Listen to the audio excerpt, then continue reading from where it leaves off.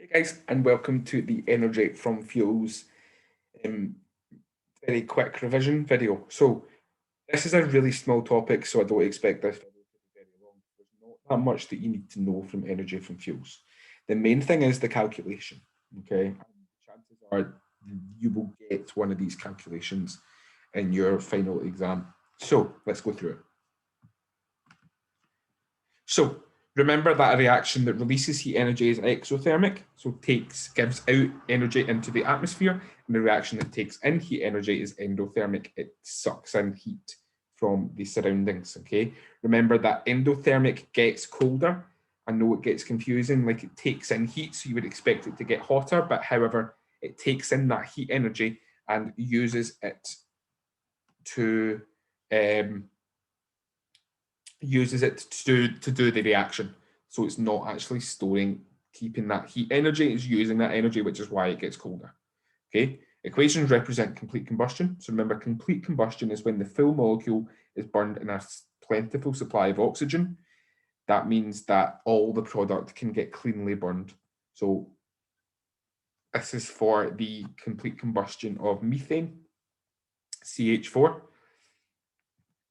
That's the complete combustion of methanol. Okay, remember your balancing equations. It's fine for oxygen to put a 1.5 if it makes the whole equation simpler. Okay. So fuels burn releasing different quantities of energy. Okay, different fuels will burn better, will release a different amount of energy. So we can use this calculation to try and work out which fuel would be best. Remember that equation is EH equals CM delta T. Remember, E is the energy given out by the fuel. C is the specific heat capacity of whatever you are heating up. So if you're heating up 200 milliliters of water, you would use the specific heat capacity for the water. Specific heat capacity is just the amount of energy it takes to heat up a specific amount of water by a specific temperature. If it is water,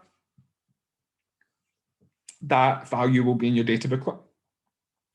If it is anything else, so you might have an example where they're heating up oil and they're measuring the temperature difference in the oil. The question will either give you the specific heat capacity for whatever you're heating up, or it'll ask you to calculate using this equation. Remember, the mass is the mass of whatever you are heating up. It is not the mass of the fuel. Whatever you are heating up and measuring the temperature of, I don't know why I'm doing that,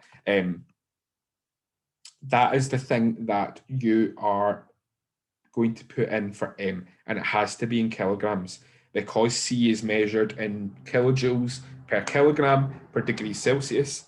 Your units need to match, so the mass needs to be in kilograms as well.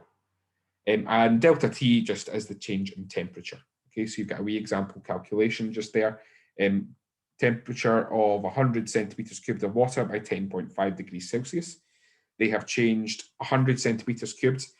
Remember, for water, centimeters cubed, milliliters, and grams are all the same. So 1 centimeter cubed is the same as 1 milliliter, and 1 milliliter is the same as 1 gram. So we can change 100 centimeters cubed into 100 grams, change that into kilograms, 0.1, which is where this 0.1 is coming from. Okay, you can use that to work it out. Okay, I'm going to quickly go over the experiment. So if you remember the experiment, you've normally got a spirit burner underneath with a beaker on top that has water in it with a thermometer, and you are measuring the difference in the temperature from the start of the experiment to the end. Several ways to improve that experiment is use a copper can because it absorbs heat a lot better. It's going to take that heat from the spirit burner and pass it into the water a lot better than glass would. Use a clamp stand instead of a tripod because you don't want any of the heat to go into the clamps to the tripod and waste that heat. You want as much heat to go into the water as possible, and a clamp stand will help with that.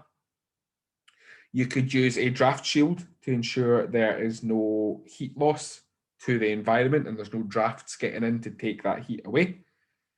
And you can stir the water to make sure that there's no heat spots. So if you're just heating up the bottom water, it might not mix very well. And if you just measure the bottom of the water, you're going to get higher temperature.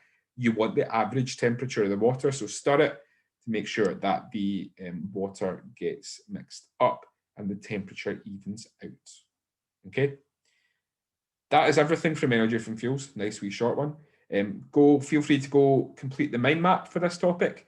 Do the past paper questions that are linked in the PowerPoint.